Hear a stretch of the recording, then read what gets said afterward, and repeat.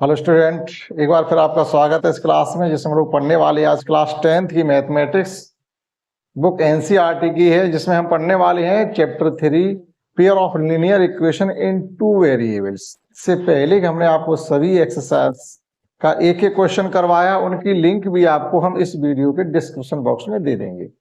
अगर आप किसी क्लास को अगेन देखना चाहते हैं तो आप उसको देख सकते हैं। आज हमारी एक्सरसाइज 3.4 जिसमें हम सीखने वाले हैं क्रॉस मल्टीप्लिकेशन मेथड्स। पिछली साल जो एग्जाम आपका हो चुका है 24 में यानी 2024 में, उसमें ये एक्सरसाइज आपकी कोस्ट में नहीं थी। जो क्रॉस मल्टीप्लिकेशन वाली एक्सरसाइज वो नहीं थी। हो सकता है अगली एग्जाम जो 2025 में हो उसमें इसको ऐड कर लिया जाए। तो मेथड आपको आना चाहिए, और जो मेथड आपने इसमें पढ़े थे वो एलिमिनेशन मेथड था, और एक आपका था सब्स्टिट्यूशन मेथड, और एक है आपका क्रॉस मल्टीप्लिकेशन मेथड। तो तीन मेथड इसमें थे pair of linear equation two variable में सॉल्व करने के लिए। तो एक मेथड अभी आपका बचा हुआ cross multiplication method. Question first में हमसे ये कहा गया है कि जो क्वेश्चन आपको दिए जा रहे हैं, आपको पहले तो ये बताना है कि यूनिक सॉल्यूशन है या इनफाइनाइटली मेनी सॉल्यूशन है या नो सॉल्यूशन है। अगर यूनिक सॉल्यूशन है तो फिर आपको क्रॉस मल्टीप्लिकेशन मेथड से इसको सॉल्व करके एक्स और वाई की वैल्यू भी फाइंड करनी है। लर्न आपको क्या होना चाहिए कि इसमें तीन कंडीशन है। अगर a1/a2 not is equal to b1/b2 होता है या ये कंडीशन सेटिस्फाइड हो जाती है तो नो यूनिक सॉल्यूशन होता है। और a1/a2 is equal to b1/b2 is equal to c1/c2 वाली कंडीशन अगर सेटिस्फाइड हो जाती है तो इनफाइनाइटली मेनी सॉल्यूशन होते हैं। इन कंडीशन में लाइंस जो होती हैं वो आपकी कोइंसिडेंट लाइंस होती है। इसका मतलब क्या होता है, नो सॉल्यूशन के लिए क्या होता है कि लाइन क्रॉस करते हैं। अगर आप इसका ग्राफिकली रिप्रेजेंटेशन करेंगे तो जो लाइंस ड्रॉ होंगी वो इस प्रकार से होंगी, और किसी वन पॉइंट पर वो एक दूसरे को इंटरसेक्ट कर रही होंगी। तो वो इंटरसेक्टिंग पॉइंट ही उन इक्वेशंस का सॉल्यूशन होता है। यानी एक्स की एक वाली वैल्यू मिल जाती है, एक वाई की मिल जाती है।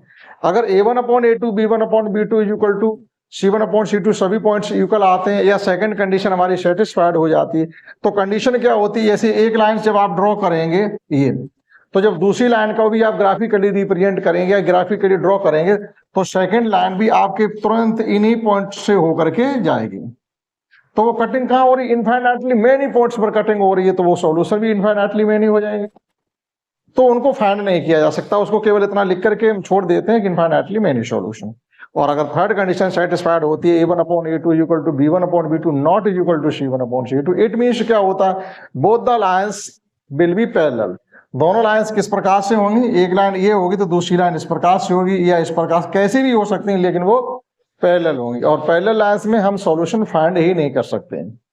हो सकता है वो इंटरसेक्ट करें जाके, लेकिन कहीं आपका इनफाइनाइट पॉइंट पे जाके इंटरसेक्ट करें तो हम वहां पहुंचेंगे नहीं, तो सॉल्यूशन फाइंड कर नहीं सकते हैं। तो इन तीन कंडीशंस को कीप इन माइंड, दिमाग में रखते हुए हम इन क्वेश्चंस को सॉल्व करेंगे। पहले तो हमें ये बताना है कि यूनिक सॉल्यूशन, मैनी सॉल्यूशन या नो सॉल्यूशन। अगर यूनिक सॉल्यूशन है तो क्रॉस मल्टीप्लिकेशन से इनको करना है सॉल्व। आइए करते हैं। तो देखिएगा फर्स्ट क्वेश्चन क्या है, यहां से a1 b1 c1 a2 b2 c2 की वैल्यू आप फाइंड करके लिख सकते हैं। जैसे फर्स्ट हमारा है कि a1 इज इक्वल टू कितना है, a1 इज इक्वल टू 1 है, a2 मीन्स होता है नहीं a1 b1 c1। पहली लाइन में हम चेक करते हैं a1 b1 c1 a2 b2 c2। तो a1 इज इक्वल टू आपका आ गया है 1 और b1 इज इक्वल टू आ जाएगा आपका -3 और c1 इज इक्वल टू आ जाएगा आपका 3। हम इनको उधर लेके चले या इधर ही रहने दीजिएगा, क्योंकि जो हम कंपेयरिंग करते हैं a1x b1y plus c1 is equal to 0 से कंपेयरिंग करते हैं। जो कंपेयरिंग इक्वेशन होता है वो होता है a1x plus b1y plus c1 is equal to 0, इससे कंपेयरिंग करते हैं। तो एक तरीके से यहां से c1 की वैल्यू -3 ही रहेगी। In the same way a2 की वैल्यू यहां से क्या आ रही है 3, b2 की वैल्यू क्या आ रही है -9 और c2 की वैल्यू क्या आ रही है -2। Now we find a1/a2 is equal to 1/3, b1/b2 is equal to -3/9 that is 1/3, and c1/c2 is equal to -3/-2 that is 3/2। Condition satisfied जो हमारी हो रही है वो थर्ड कंडीशन सेटिस्फाइड हो रही है। थर्ड कंडीशन ये कहती है कि अगर A1/A2 is equal to B1/B2 satisfied होता है, not is equal to C1/C2। आप देखिएगा ये दोनों ही वैल्यू इक्वल हैं और ये वैल्यू इससे मैच नहीं कर रही है, तो थर्ड कंडीशन सेटिस्फाइड हो रही है। जब थर्ड कंडीशन सेटिस्फाइड हो रही है तो हम यहाँ क्या लिख देंगे, नो सॉल्यूशन। No solution. अगर हमारी फर्स्ट कंडीशन सेटिस्फाइड होती तो आगे क्रॉस मल्टीप्लीकेशन मेथड से एक्स और वाई की वैल्यू फाइंड करते। आप इसे नोट कर सकते हैं, समझते। सेकंड क्वेश्चन है 2x + 5 2x + y = 5 और 3x + 2y = 8। आप A1/A2 B1/B मतलब A1 A2 B1 B2 सबकी वैल्यू लिख भी सकते हैं और आप चाहे तो डायरेक्ट भी कर सकते हैं। जैसे सेकंड में हमको क्या करना है कि A1/A2 वैल्यू, ये A1 है ये A2 है, तो डायरेक्टली आप लिख सकते हैं कि A1/A2 = 2/3 और B1/B2 =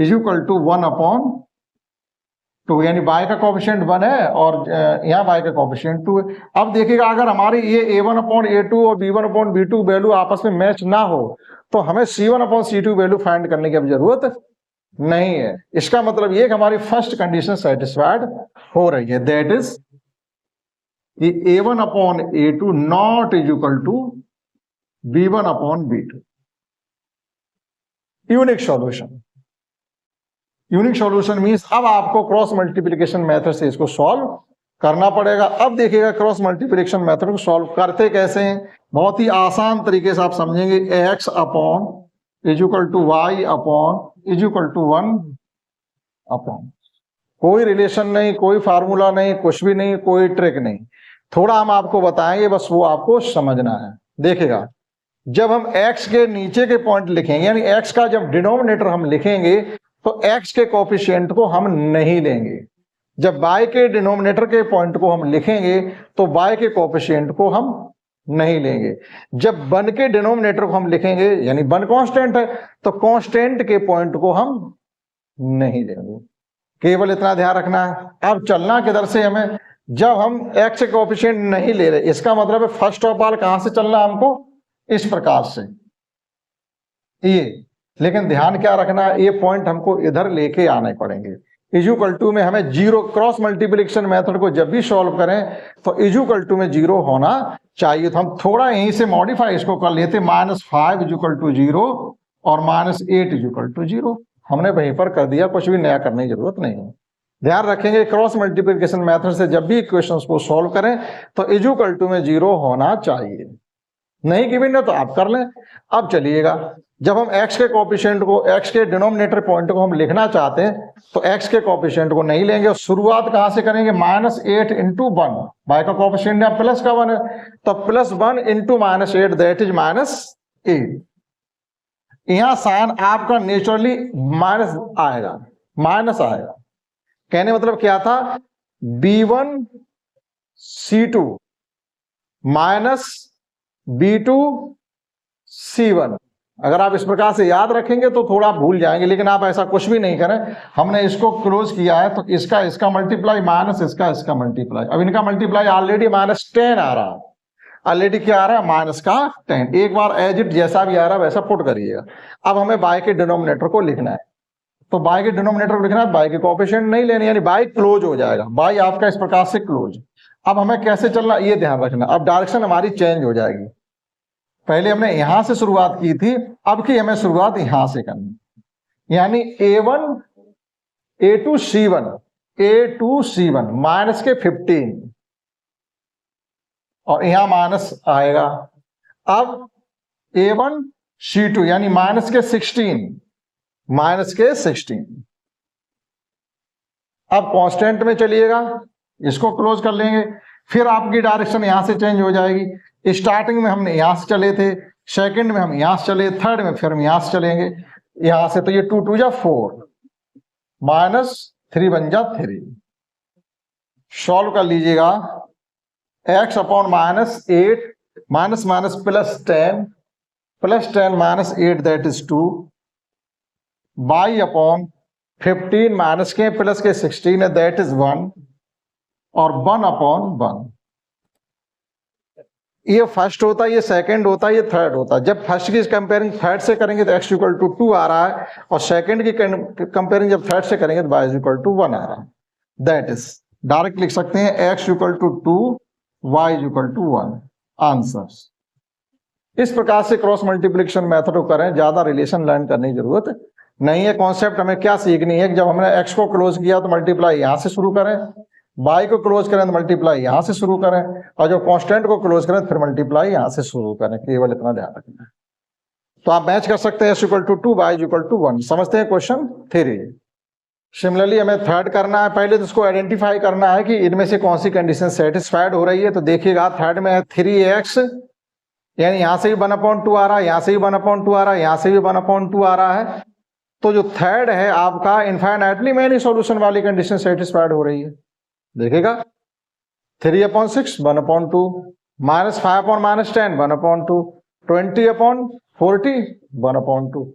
तो कंडीशन सेटिस्फाइड हमारी होगी A1/A2 equal to B1/B2 equal to C1/C2। That is infinitely many solution, जो कि हमको फाइंड नहीं करने हैं। एक बार हम लिख के बता रहे हैं आपको। थर्ड में क्या करना है हमको कि A1/A2 इक्वल टू गिवन है हमें 3/6, दैट इज ये आ गया हमारा 1/2,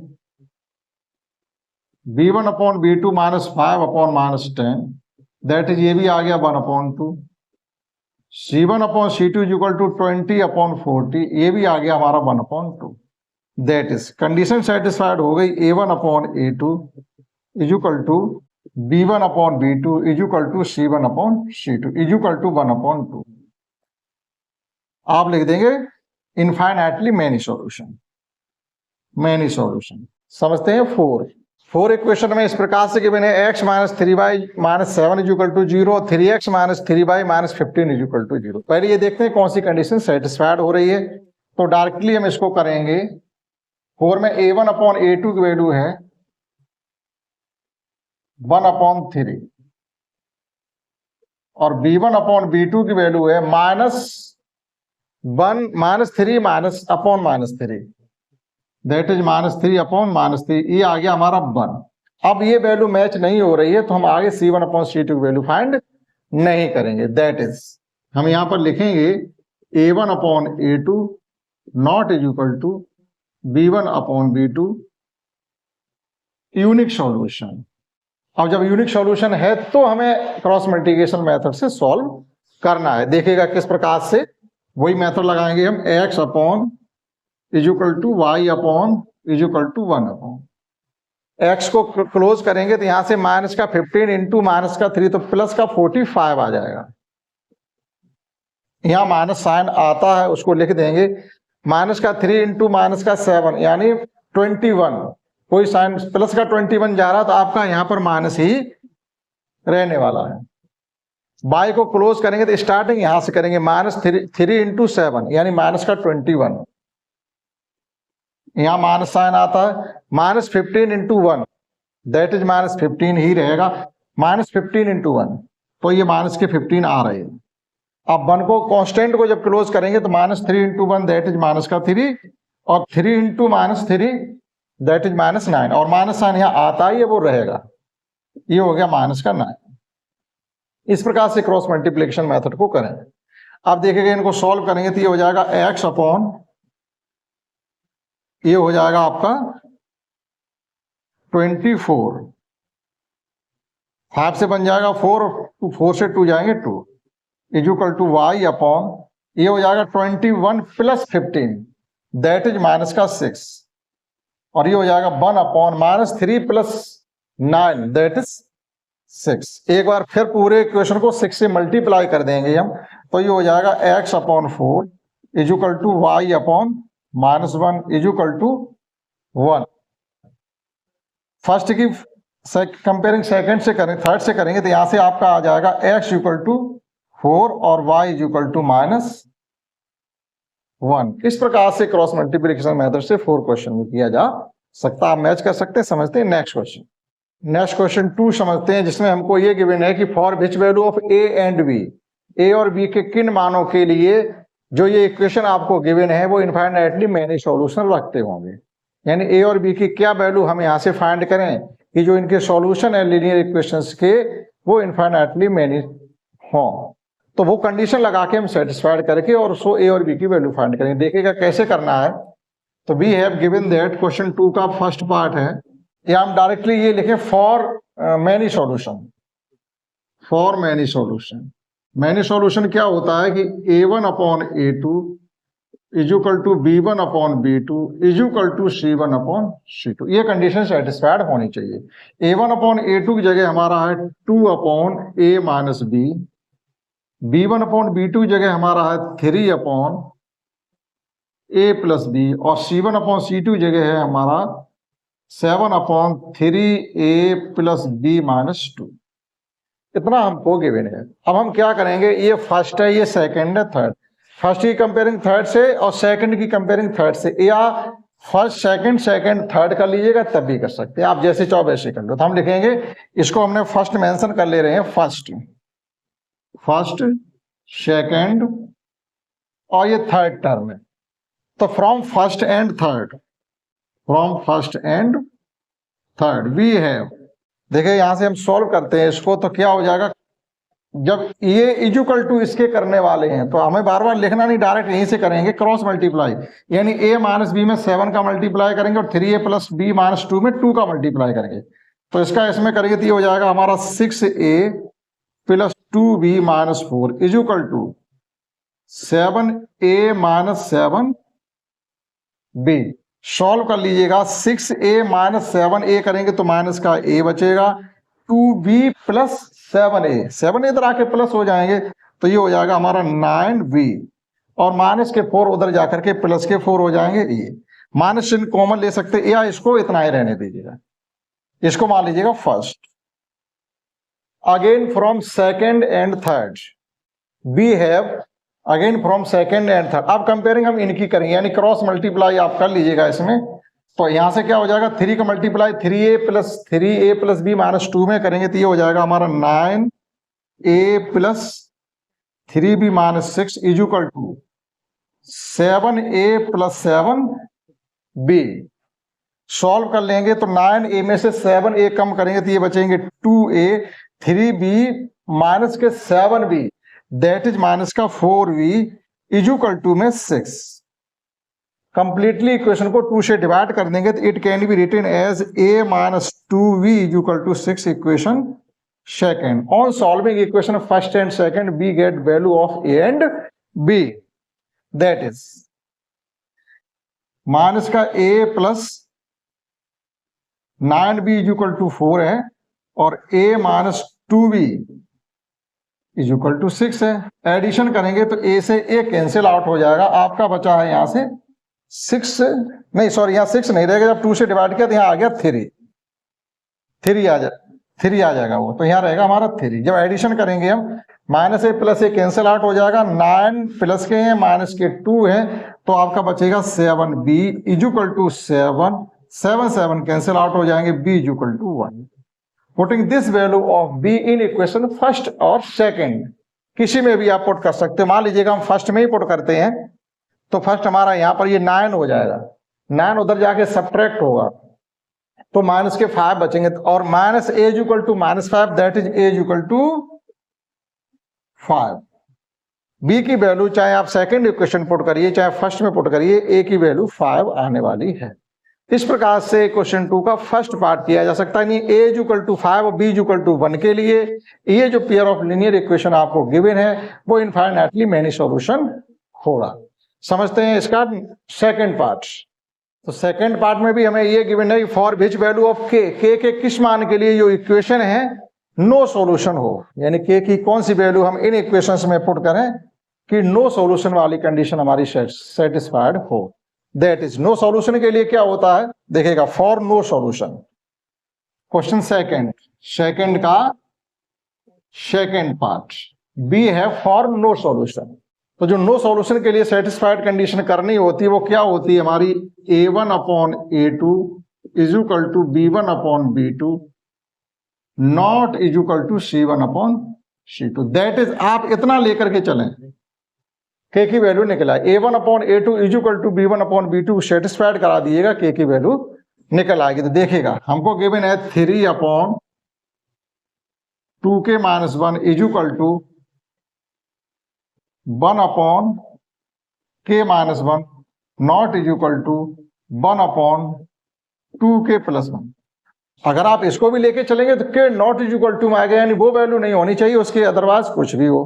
तो आप यहां से कर लीजिएगा तब भी k की वैल्यू आपकी निकल आएगी। देखिएगा ये फर्स्ट है, ये सेकंड है और ये थर्ड है। From first and second we have, तो फर्स्ट और सेकंड से हम कंपेयरिंग करेंगे तो क्या हो जाएगा, क्रॉस मल्टीप्लाई करेंगे तो ये हो जाएगा 3k minus 3 is equal to 2k minus 1। Solve करेंगे इधर तो इधर बचेगा k is equal to minus 1 plus 2 3, that is k is equal to 2। k is equal to 2 के लिए अगर हम k is equal to 2 put कर दें तो ये जो इक्वेशन है वो नो सॉल्यूशन बन जाएगी, यानी उनकी कोई वैल्यू नहीं होगी। जो लाइंस दोनों ड्रॉ होंगी वो पैरेलल होंगी। तो समझ पाए होंगे आप क्वेश्चन फर्स्ट और सेकंड को। इस क्लास में हम आपको क्वेश्चन फर्स्ट और सेकंड ही करवाते हैं, अगले क्लास में हम आपको करवाएंगे क्वेश्चन कुल मिला के इसमें 4 हैं और सभी में पार्ट है। जैसे 3 में कोई पार्ट नहीं है, 4 में 4 ही पार्ट है। अगले क्लास में आपको क्वेश्चन 3 और 4 हम करवाएंगे, इस क्लास में क्वेश्चन 1 और 2। आशा करते हैं आपने समझ पाए होंगे। इस क्लास में इतना ही, दैट्स ऑल।